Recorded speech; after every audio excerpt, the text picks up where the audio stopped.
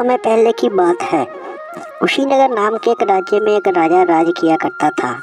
उस राजा का नाम था शिवी। वह एक चक्रवर्ती सम्राट और अपनी महानता और दयालुता के कारण प्रसिद्ध था। उसकी दया के बारे में ऐसा कहा जाता था कि उसके दरबार से कोई भी खाली हाथ नहीं लौटता था। वह हर किसी की मदद के लिए हमेशा तैयार रहता, भले ही उसके लिए किसी भी तरह का बलिदान क्यों न देना पड़े। यही कारण था कि उसकी दयालुता के चर्चे पृथ्वी लोक से आगे बढ़कर स्वर्ग तक भी पहुंच गए। जब इस बात का पता देवों के राजा इंद्र को चला तो उन्होंने मन बनाया कि वह राजा शिवी की परीक्षा स्वयं लेंगे और सुनिश्चित करेंगे कि क्या वाकई में राजा शिवी इतने ही दयालु हैं या ये उनका महज एक ढोंग है। ये तय करने के लिए उन्होंने एक योजना बनाई और अग्निदेव को भी अपने साथ योजना में शामिल होने का निवेदन किया। राजा इंद्र की बात पर अग्निदेव भी राजा शिवी की परीक्षा लेने के लिए तैयार हो गए। फिर क्या था, राजा इंद्र ने एक बाई का रूप धारण किया और अग्निदेव ने एक कबूतर का। दोनों राजा शिवी के दरबार की ओर चल दिए। अग्निदेव कबूतर के रूप में आगे गए, इंद्र बाई के रूप में इस प्रकार उनके पीछे चले कि मानो एक बाई कबूतर का शिकार करने के लिए उसके पीछे उड़ रहा हो। थोड़ी ही देर में अग्निदेव कबूतर के रूप में राजा शिवी के दरबार में पहुंचे और राजा शिवी की जांघ पर बैठ गए। उन्होंने राजा से कहा कि एक बाज उसका शिकार करने के लिए पीछे आ रहा है, वह उसकी जान बचा ले।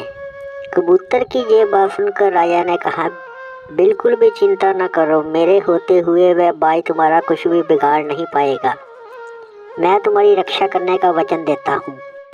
राजा के वचन देते ही बाई के रूप में इंद्रदेव भी शिवी के दरबार में पहुँच गए।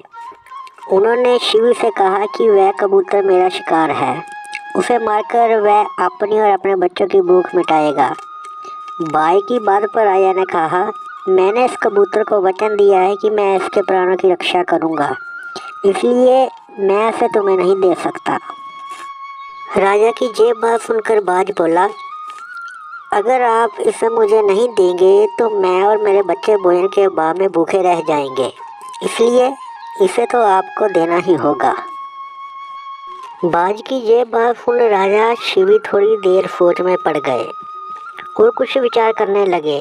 कुछ देर विचार करने के बाद राजा शिवी ने बाज से कहा, अगर मैं तुम्हें इस कबूतर के वजन के बराबर मांस दे दूं तो तुम्हारी और तुम्हारे बच्चों की भूख मिट जाएगी। ऐसे में इस कबूतर के प्राण भी बच जाएंगे और मेरे वचन भी बना रहेगा। राजा की इस बात पर बाई के रूप में आए इंद्रदेव राजी हो गए, लेकिन उन्होंने राजा के सामने एक शर्त रख दी। बाज ने कहा, महाराज मैं तैयार हूँ, लेकिन आपको कबूतर के वजन का मांस अपने शरीर से देना होगा।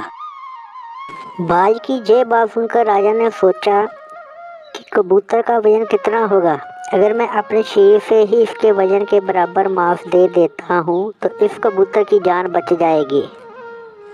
ये सोचकर राजा ने अपने एक दरबारी को एक तराजू लाने का आदेश दिया।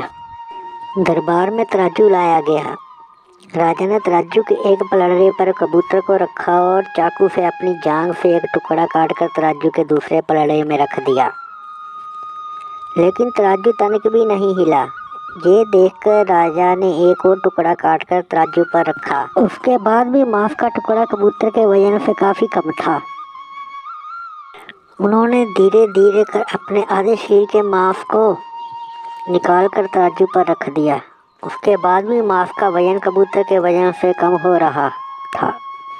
ये देखकर राजा शिवी बहुत निराश हुए। उन्होंने निश्चय किया कि अब कुछ भी हो जाए वह अपने वचन का मान रखते हुए कबूतर को बचाएंगे।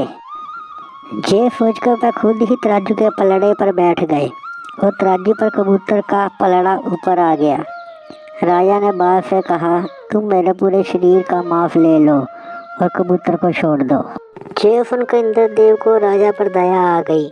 इंद्र और अग्निदेव अपने असली रूप में आए और कहा, राजा शिवी हम आपकी परीक्षा लेने आए थे और आप इस परीक्षा में सफल रहे। आप वाकई में बहुत ही दयालु और परोपकारी हैं। इस पृथ्वी पर आपकी बराबरी दूसरा और कोई नहीं कर सकता। इतना कहते ही राजा शिवी पहले जैसे हो गए और दोनों देव वहाँ से गायब हो गए। इस कहानी से ये सीख मिलती है कि किसी भी हाल में दया और परोपकार का साथ नहीं छोड़ना चाहिए, क्योंकि जिसमें दया और परोपकार वास करता है, भगवान भी सदैव उसकी मदद के लिए तत्पर रहते हैं। ऐसी ही रोचक जानकारी लेने के लिए आप हमसे जुड़े रहें।